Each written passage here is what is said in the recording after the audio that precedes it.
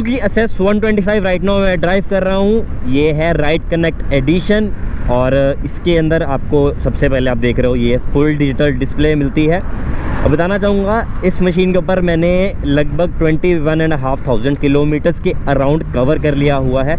And आज की इस वीडियो में मैं अपना पर्सनल एक्सपीरियंस शेयर करने वाला हूँ कि मेरे को इसके बारे में क्या अच्छा लगा, क्या बुरा लगा। एंड उसको देखने के बाद में आप लोगों को थोड़ी सी क्लैरिटी हो जाएगी कि क्या आपको ये लेना चाहिए। इसका डायरेक्ट राइवल आपको बताता हूँ एक्टिवा 125 है। तो जो लोग भी अभी देख रहे हैं अगर वो इंटरेस्टेड है एक्टिवा 125 लेने में तो प्लीज़ एक बार ये वीडियो कंसीडर कर लेना, आपके थोड़े से डाउट्स क्लियर हो जाएंगे इस मशीन को लेके।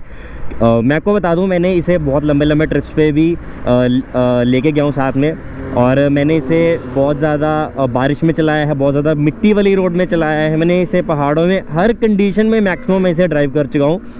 और उसके बाद में ही मैं अपना जो रिव्यू है वो आप लोगों को बता रहा हूँ। सबसे पहले रिव्यू में मैं आपको एक बार इसकी परफॉर्मेंस दिखा देता हूँ, क्योंकि मेरे हिसाब से एसएस 125 बहुत ही एक अंडररेटेड मशीन है, लेकिन ये पावरफुल भी उतनी है।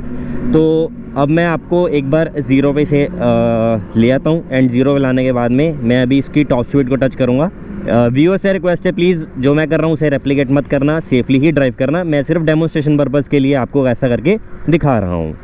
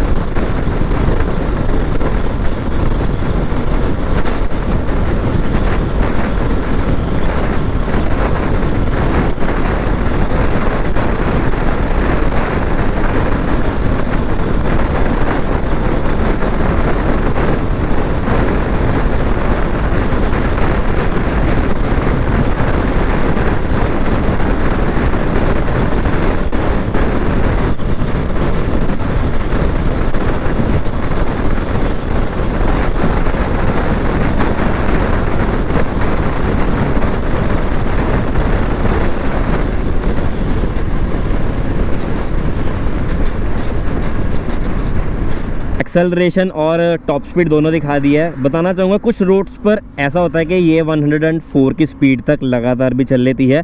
मेरे पास अगर कोई क्लिपिंग हो गई तो डेफिनेटली मैं पोस्ट कर दूंगा। नॉर्मली ये 98 टू 100 के बीच में लगातार चलती है। 100 तक तो ये स्टेबल रहती है, 100 से ऊपर 101 और 102 तो मतलब कि अगर रोड थोड़ी सी अच्छी हो तो वहाँ पर जाती है। अदरवाइज़ ये 100 की स्पीड पे तो लगातार चल लेती है 98 टू 100 के बीच में। सीट पे आते हैं क्योंकि सबसे ज़्यादा टाइम हमने सीट पे ही स्पेंड करना होता है। तो सीट एक तो लंबी बहुत है टोटल, और दो हेल्दी बंदे हंस के इस पर आराम से फिट आ सकते हैं। रही बात बूट की तो इनफ है, एक फुल हेलमेट आ जाता है और साथ में थोड़ा सा सामान आपका आ जाता है। हेडलाइट की बात करूं तो ऑल एलईडी है ये, लेकिन थ्रो बकवास है, जो सच्चाई है। थ्रो मेरे को इसका अच्छा नहीं लगा। नाइट के अंदर में तो मतलब कि मेरे को ऐसा लगता है कि कुछ और होना चाहिए, कुछ ज़्यादा लाइट होनी चाहिए। एटलीस्ट लो बीम की, हाई बीम की ना हो बट लो बीम की होनी चाहिए। डे टाइम रनिंग लाइट्स है ये दोनों तरफ में। फ्रंट में आपको 12 इंचज़ के टायर दिए हुए हैं, रियर में आपको 10 इंचज़ के मिले हुए हैं। फ्रंट में आपको मिलती है डिस्क ब्रेक्स। मेरे को प्री इंस्टॉल्ड आए थे मैक्सिस के टायर, हो सकता है आपको किसी दूसरे ब्रांड के भी आ गए हों। और उसे यूज़ करने के बाद में मैंने वो चलाए थे लमसम 15,000 किलोमीटर जो स्टॉक आए थे। और उसके बाद में मैंने मिशलिन के डलवाए हैं यहाँ पर टायर। मिशलिन पायलट स्ट्रीट 2 नाम है इन टायर्स का। बताऊं, ग्रिपिंग बहुत अच्छी है। जब आप लीन करते हो तो आपको कॉन्फिडेंस रहता है, आपका जो व्हीकल है वो रोड के साथ पूरा ग्रिप करके चलता है। रियर में आपको ड्रम ब्रेक्स आ जाती हैं। सर्विस है आपकी नॉर्मल 600, 650, 700 के अराउंड हो जाएगी। 50 ऊपर नीचे करके एडजस्टमेंट लेके चलना। सर्विसिंग में होता कुछ नहीं है, एक आपका ऑयल चेंज होगा, एक आपका एयर फिल्टर चेंज होगा। कुछ इसमें लंबी चौड़ी कहानी नहीं है। हाँ, बाकी जब 10,000 किलोमीटर के अराउंड जो मेजर चीज़ें कुछ चेक होते हैं, जैसे स्पार्क प्लग वगैरह क्लीन कर देते हैं। अगर रिप्लेसमेंट की ज़रूरत होती है तो रिप्लेस कर लेते हैं ये लोग। डिस्क वाला मॉडल है तो इसका थोड़ा सा खर्चा आ जाता है। मेरे 12,000 पे ही वेयर आउट हो गए थे, क्योंकि मैं इसे बहुत लंबे समय के लिए लगातार चलाता था, घूमने के लिए लेके जाता था। तो ट्रिप्स पे के दौरान हैवी ब्रेकिंग की यूजेज होती थी। तो इसका जो खर्चा है वो आपको 1,000 रुपये के अराउंड पड़ेगा। इसके फ्रंट की रिप्लेसमेंट का ब्रेक शू ही लगभग आई गेस 900 रुपये की हैं। मेरे पास अगर कोई इमेज होगी तो स्क्रीन पर अभी मैं शो कर दूंगा आपको। रियर की जो ब्रेक्स हैं वो सस्ती है, वो आपकी 350-400 रुपये में ही चेंज हो जाएगी। तो ऐसा मेंटेनेंस इसकी कम है। 2000 किलोमीटर के बाद ऐसी सर्विस होती है, ये आपको बता दूं। 2000 के राउंड करा लो या 2200 के राउंड मैक्सिमम चला लो। इन केस ऑफ एमरजेंसी आपके पास नहीं टाइम है तो 2200 के बाद तो पक्का करा लो। सर्विस पे लेके जाने के बाद अगर आपको कंपनी बोलती है कि इंजन ऑयल के साथ में हम इसके अंदर इंजन ऑयल एडिटिव डाल दें, तो प्लीज़ मना कर देना, क्योंकि मेरे साथ एक बार ये स्कैम हो गया था। जब मैंने ये लिया था तो मेरे को जब इन्होंने बोला कि हम इंजन ऑयल एडिटिव डाल रहे हैं, तो उस इंजन ऑयल एडिटिव इतनी सी बॉटल होती है, वो 10 to 15 ml, ज़्यादा से ज़्यादा, इससे ज़्यादा नहीं होती। वो 10 to 15 ml के आपको ये चार्ज कर लेते हैं 150 रुपीज़। तो उसका कोई भी फ़ायदा नहीं है, मत डलवाना, वेस्ट ऑफ मनी है। नॉर्मल इंजन ऑयल जो आपको कंपनी डाल के देगी that is more than enough. Screen पे यहाँ पर आप देखोगे तो आपकी स्पीड आ रही है, नीचे आपके कितने किलोमीटर्स चल चुके हैं वो आ रहे हैं, ऊपर आपका आ रहा है टेम्परेचर के इंजन का क्या टेम्परेचर है। ये 3 तक ही रहता है और एक्सट्रीम कंडीशंस में ये 4 पे चले जाता है। उससे ऊपर अगर जा रहा है तो प्लीज़ अपने नियर बाय सर्विस सेंटर में एक बार विज़िट कर लेना। यहाँ पर आपका फ्यूल गेज है और इस एरिया के अंदर में आपको आपका जब फ़ोन कनेक्ट हो जाएगा, क्योंकि इसका नाम राइड कनेक्ट एडिशन है, तो जब कनेक्ट हो जाएगा वाया ब्लूटूथ, यहाँ पे आप सिलेक्ट कर सकते हो, ये देख लो PT पेयर मोड, तो ये ब्लूटूथ से कनेक्ट हो जाएगा। सिर्फ एंड्रॉयड का सपोर्ट मिलेगा, आईफोन के लिए कुछ भी सपोर्ट नहीं है। सिर्फ एंड्रॉयड यूज़र इसका बेनिफिट उठा सकते हैं। और कनेक्ट होने के बाद में आपको कॉल्स की नोटिफिकेशन, मैसेजेस की नोटिफिकेशन और आपकी नेविगेशन, इस जो एरिया यहाँ पे खाली आप देख रहे हो अभी, यहाँ पर आएगी। ये मैं यहाँ पे प्रेस कर रहा हूँ ऊपर वाला बटन, तो यहाँ ट्रिप A मीटर आ गया है। यहाँ मैं नीचे और एक और बार करूँगा तो ट्रिप B आ गया है और बैटरी की आपकी कितनी वोल्टेज है वो भी आपको शो करेगा।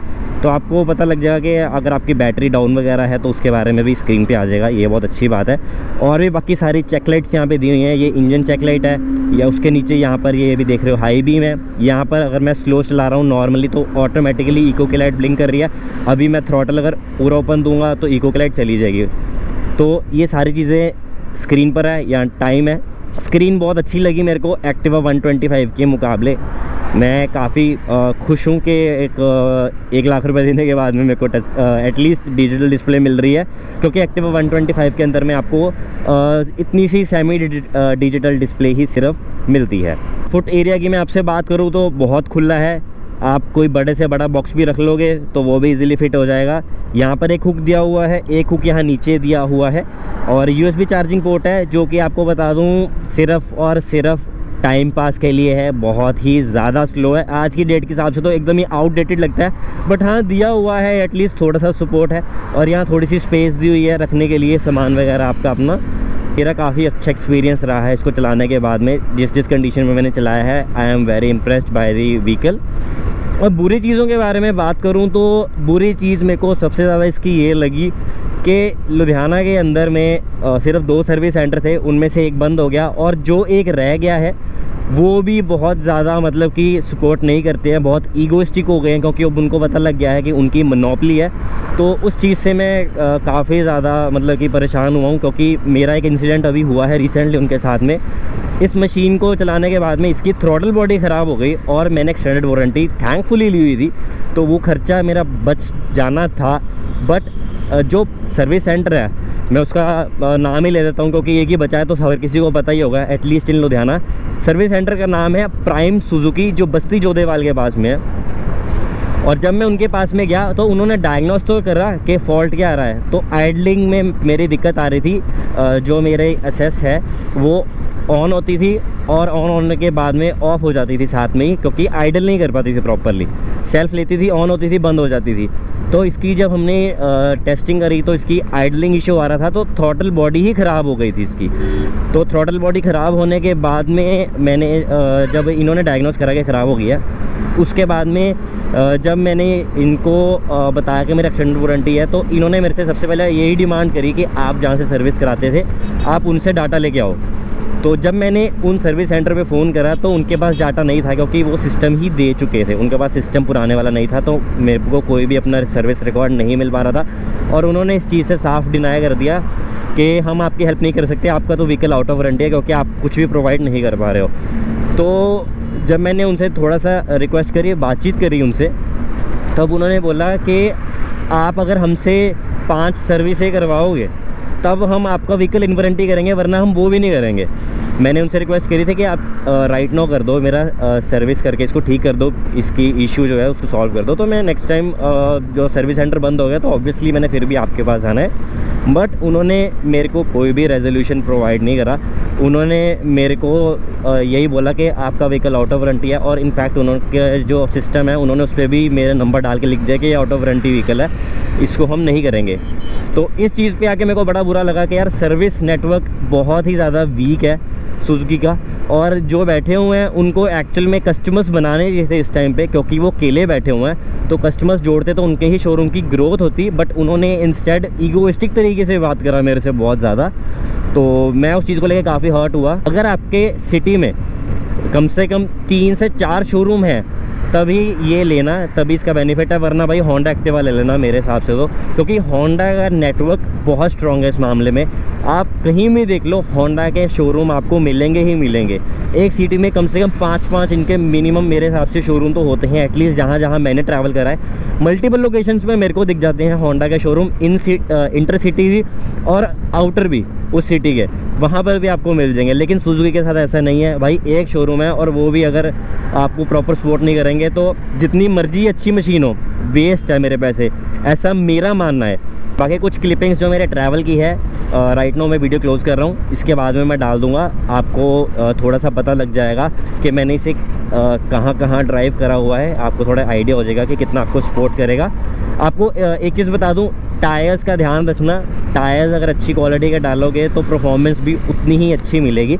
और मैं मिशलिन को नहीं प्रमोट कर रहा, कोई भी ब्रांड डालो, लेकिन अपनी R&D करके पूरा का पूरा देख के फिर डलवाना, और फिर आपको ज़्यादा अच्छी परफॉर्मेंस मिलेगी। क्योंकि मेरे को मैक्सिस के टायर में ठीक ठाक परफॉर्मेंस मिली थी, लेकिन जब मैंने मिशलिन पे स्विच करा तब मेरे को रियलाइज़ हुआ कि मिशलिन के टायर्स मेरे को शायद डे 1 पे ही ले लेने चाहिए थे, तो और भी ज़्यादा अच्छा एक्सपीरियंस होता। बट एनीवेज़ कोई बात नहीं, सीखने को मिलता है हर चीज़ से। एंड आई होप आप लोगों को भी क्लैरिटी हो गई होगी मेरे एक्सपीरियंस से कि क्या आपको ये लेना चाहिए या नहीं लेने चाहिए मशीन। तब तक के लिए this is Karan, hope to see you soon in the next video, bye bye.